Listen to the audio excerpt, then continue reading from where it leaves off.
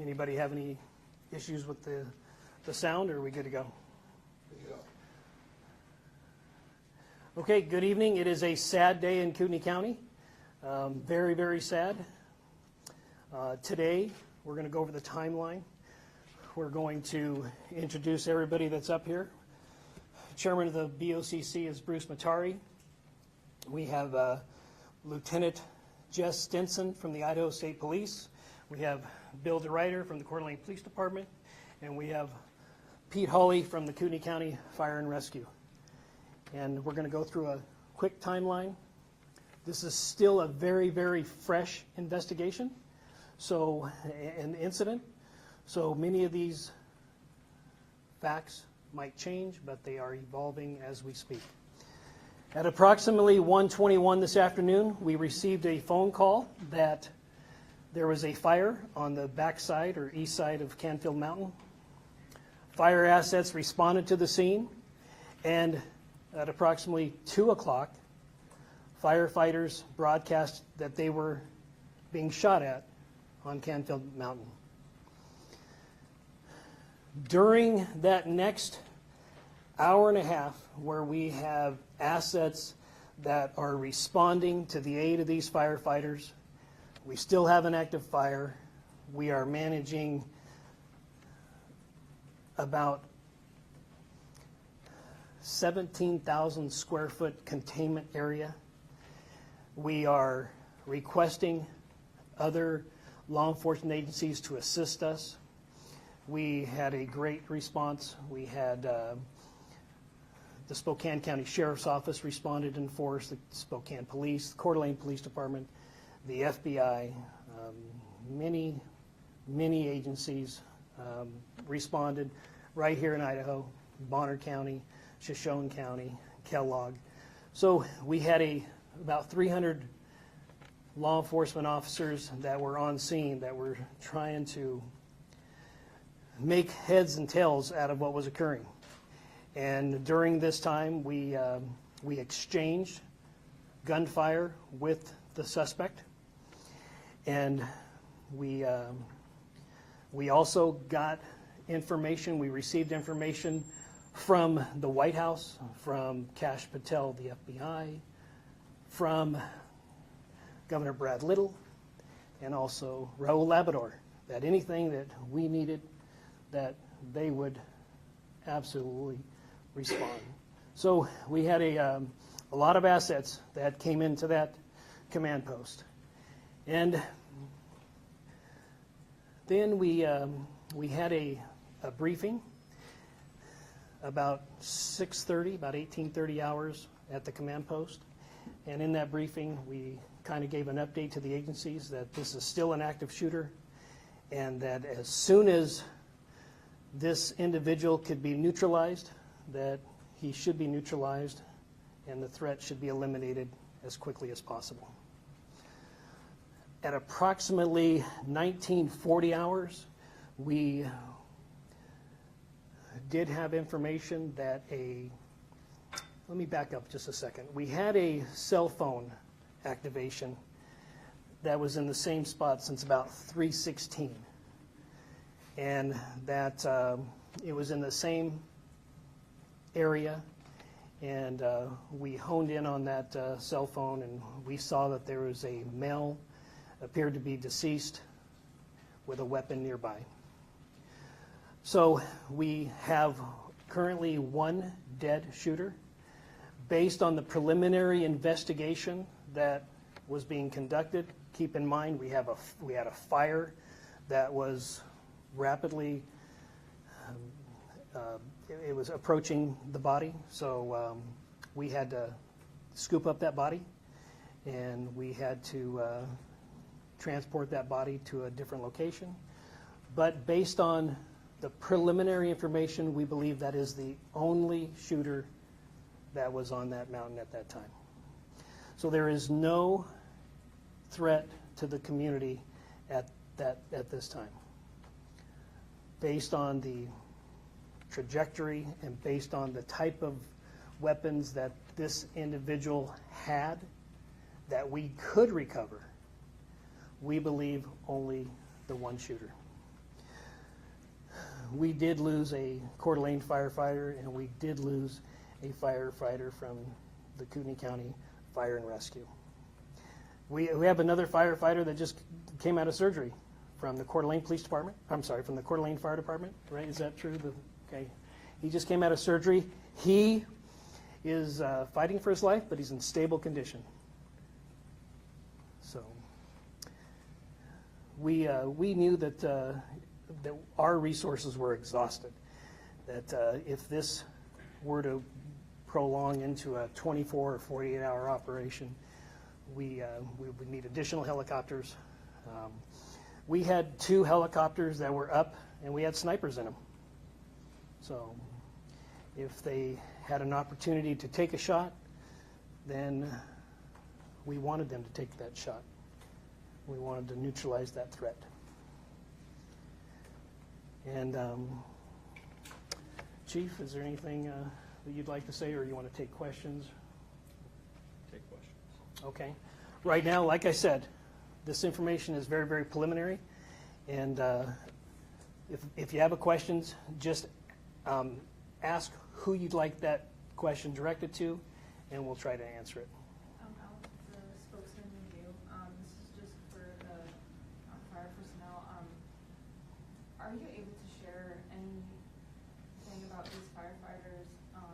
If they, just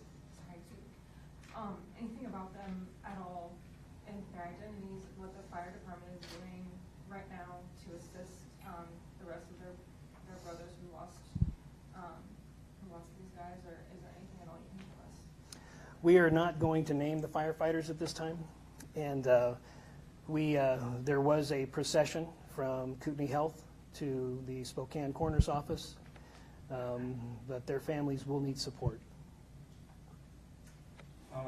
Aiden Brown, Current 2 News. You mentioned 3 firefighters that have been shot. Was there any other first responders or personnel that were injured during this operation? No. As of right now, those are the only 3 that we have. We believe that everybody is off the mountain, so any civilians that were hiking during that time, we believe it's likely, had they been injured, they would have came forward. So. There was a belief at some point that there could have potentially have been a second shooter. I know that you're still early, but you have been able to essentially eliminate that thought process? Yeah, we believe, based on the information that we've been able to collect, that we believe that there was only one shooter. And we based it on the weapons that we found at the scene, the type of injuries that were incurred by that weapon. So as of right now, from a very preliminary determination, we believe that there was only the one shooter. And I know it's early, but do we have any sort of background on this person or any motive? Nope. Black shirt. Aaron from Range Media. Do we know, you just said we don't have any background on him. Do we know if he's possibly from here, or did he move here and we don't know the identity? We need to wait until a positive identification is made. So Thank the gentleman here. Did the suspect shoot himself? Do we know that? We don't know at this point in time. So the coroner's office will conduct their investigation, and so as of right now, we don't know. Eliza Billingham, Spokane Public Radio. Are you able to give any insight on if you think there was a connection between the fire and the shooting? We do believe that the suspect started the fire, and we do believe that it was an ambush, and it was intentional. And yeah, we do believe that he started it, and it was totally intentional what he did. In the back there in the tan. Did he make the 911 call? There was a gentleman that made the 911 call. He did not identify himself as the shooter. So as of right now, we don't believe that he's the one that made the 911 call. But, that could change, because many times people don't use their real names and what have you. So In any description of the suspect? at No, all? not at this time, no. Gentleman in the red hat? Brian Neal, KXLY. Does the fire present any problems with you as you're trying to collect evidence? Oh, absolutely. Yeah, we scooped up that body, and as far as the preservation of the scene, it's not perfect in this particular situation, but it's something that had to be done. So you have to evaluate each particular circumstance, and at this time, we felt like since the fire was approaching, we needed to scoop up that body, and it's contained, so there are law enforcement personnel that are up there, and we will conduct the investigation, continue it tomorrow morning. Crews will be there all night. So yeah, it's compromised, sure, but we had to do what we had to do to preserve the body. So What was the weapon? we're not, like I said, we don't know if there's more weapons up there that he had. There is a belief that he ran and shot. So we don't know what we might be collecting once the fire threat diminishes. The gentleman in the black shirt? Are other federal agencies still involved? Oh, absolutely, yeah. We, on a large operation like this, if we had to fuel helicopters, and there are some helicopters that had some really good technology that were able to pinpoint where that cell phone activity was. So there was our federal partners assisted us in this situation. 100% they did. What location were we dealing with? Did you find the suspect? Not too far from the original call for service. Yeah, not too far. Anybody I haven't called on? All right, gentleman in the black shirt. You said you picked up the cell phone signal around 3:16, I believe? Yes. How long was it between that signal that you got and you were able to recover the body? It's about an hour and a half. Okay, Yeah, so maybe around 5-ish. right. So you did say there was a gun found, a weapon, correct? Correct. What kind was that? We're not releasing that right now, just because we had to scoop everything up so quickly. We could not preserve the scene like traditionally we would like to. So we believe that there's a likelihood that when we are able to enter the scene again tomorrow without the threat of fire, that we'll find other weapons that were placed. So this was a total ambush. These firefighters did not have a chance. Sheriff Garrett, with the spokesman review, can you just describe the terrain and how difficult it was, or maybe how simple it was? When you have an environment where you don't know where the bullets are coming from because of the trees and the shrubbery and what have you, it is daunting for police officers, let alone firefighters who are there just to put out the fire. So it's very, very difficult. Very difficult for drones or helicopters to see any individuals up there. So this was a total ambush, taken by surprise, and it's unfortunate. So Sheriff, Yes. firefighters deal with ambush, police deal with ambush all the time, but firefighters, are they trained in that type of situation? No, this is something that we don't train for. It's not something that we expect. It's not something our firefighters should have to deal with. In this situation, they were called to a grass fire, which is already something that we're very heightened and are anxious about this time of year. And they were doing everything the way that they were supposed to do it. Can we get an update on the fire? Do you have any sort of acreage or containment information? it's about 20 acres, but unfortunately, we weren't able to put any resources on it because of the gunfire exchange. So, ma'am in the white there. Sheriff Doris, Regan with Crime 2. This is the week of 4th of July. First responders are already on defense with, this coming week. Just emotionally tell me how it feels to have something happen like this, especially especially with, such important authorities that are super important for a week like this too. Yeah, I haven't, it hasn't sunk in yet. I mean, this is a situation where I don't even think a lot of us in this room has processed this. So, yeah, this community supports firefighters and law enforcement. Any structures lost? No, not at this time, no. Is there any specific information about the actual location of where the shooter was at? Like, is there like, I don't want to say like an address, but like maybe like coordinates or anything like that? We might be able to get that for you later, but I don't have that information now. I'll come with Yeah. I would like to say something. There was some information that was broadcasted on social media, and it's very, very important. These firefighters or police officers, in some cases, have family, and for some of this information to have been broadcasted, I hope we can ask with our social media and our First Amendment auditors and our civilian journalists to take in consideration what you're putting out there on the social media, because it could be devastating it's devastating when somebody knocks at your door to tell you something like this, but to hear about it on social media,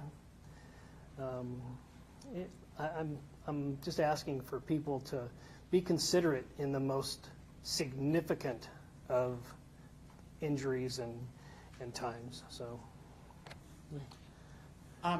Federal apparatus, I'm wondering what the White House has committed to, and the FBI and Homeland Security. we had helicopters and personnel on the ground probably within the hour. Also, in follow-up to that, this is obviously going to hit our community incredibly hard. It already has. I know, again, it's early. What can we do for the families? Will there be a memorial fund set up? Will there be some sort of way that we can, as a community, come together to support them? Because this is a devastating loss, and people want to put that emotion somewhere. We're grieving as an organization, and I can speak for Coeur d'Alene Fire as well. So a lot of those steps have not been completely brought to fruition, especially with it being a weekend. We know that the Red and Blue Foundation and Anchored Coffee has already offered to do a lot of the donation and collection, and we appreciate them. They've been a great supporter of law enforcement and fire, and they'll continue to be a good partner for us. So that's where I would initially encourage people to seek to provide some support for the families. Thank you. I'd like to add, until a press release comes out by these two agencies, do not give money to a entity that says they're representing these people. They will put out a press release with the information, whether it's going to be an account at a bank or an account at another entity, but we will likely have some people that will try to scam based on this tragedy. So do not give money to any entity until a press release is released. Is that fair to say? Absolutely. On where exactly to give this money. Can you say, what you're doing for your firefighters right now, just because I know this is... I would say it's very early on. They're just processing this right now. So, they're in shock. So is that a fair statement? Yeah, absolutely. Yeah, I would say let's give it a day or two, and We have mobilized peer support groups from all over the region for our people, and so that is something that we've already put into place, but like Sheriff has said, we don't know exactly all the extent of what we're going to need to do for our people just yet. I did get information that some Black Hawk helicopters were also committed in the event that we needed to go. The Idaho National Guard was prepared to provide a Black Hawk should we need one. So, let's go here. To your knowledge, is there any special significance to either June 29th or to the military? No. Nope. Is there any information you have on when the firefighters were shot at to begin with? Was it when they were actively fighting, or was it Well, when they first arrived? at approximately 1,400 hours. Yeah. Is there a potential for this situation to shift policy or add policies to the fire department in any way? I know you guys are really early. So, as a rule, you know, what's predictable is preventable. In this situation, I'm just not sure how it could have possibly been predicted. So it's really hard to policy that out, but we will be doing a complete review. You know, you can anticipate or expect some of these things to occur in a urban setting. You can. I've seen it myself. However, in a rural setting, this is very, very, very rare in a rural setting. I mean, I've never seen it many times in an urban setting. I have not seen it in a rural setting. Yes, sir. Well, you got the last question. Lucky you. How involved were the firefighters in battling this blaze when they arrived there? Was it pretty immediate that these shots rang out, or were they dousing it with water? Do you know what time they arrived on scene? Yeah. My understanding is that they were doing a reconnaissance on the fire initially, and that there actually was not any active firefighting at that point. So it was right early on in the incident. Thank you. And there was only one fire. I know that there was, misinformation out there that there were multiple fires started, but there was just the one fire. Correct. For Union County Firefighters, can you spell your name for me? I'm so sorry. My last name is Holley, Holley. The Idaho State Police is handling the officer-involved shooting aspect of this investigation. If you have any questions to them, or our commissioner, the chairman of the board, Bruce Matari, you can, or if you'd like to say anything. Okay. I'll say something here, because there's my name's Bruce Matari. I am the chairman of the board of the county commissioners in Kootenai County. First, I want to extend my most sincerest condolences to the loved ones of the firemen we lost today, and give my prayers to those injured and fighting for their lives. What happened was senseless and tragic beyond words. I also want to highlight the incredible rapid response from Sheriff Norris and his office, and how they rallied quickly with surrounding law enforcement agencies at the local, state, and federal level, and that includes outside the state in Washington. They quickly contained the suspect and prevented him from further harm to others. The response was phenomenal.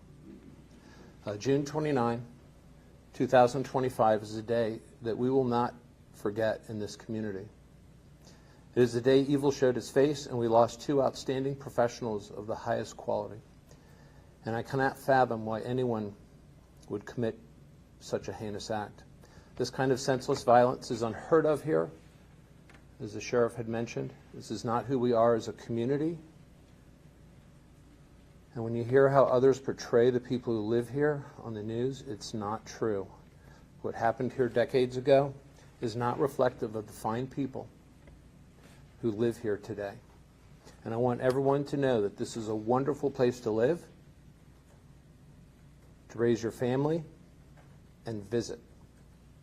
It is a place that is comprised of caring and considerate people who look out for each other. And we, this community, will look out for those who are grieving from this tragic loss of their loved ones today. And I ask that the people watching allow time for this community to heal from this unbelievable loss. And that I also want to thank the fact that, the resources are here and that they've been made available at the state level to support our local law enforcement and even at the federal level. It was an outstanding response, and Sheriff Norris and his office deserve all the credit for that. So thank you.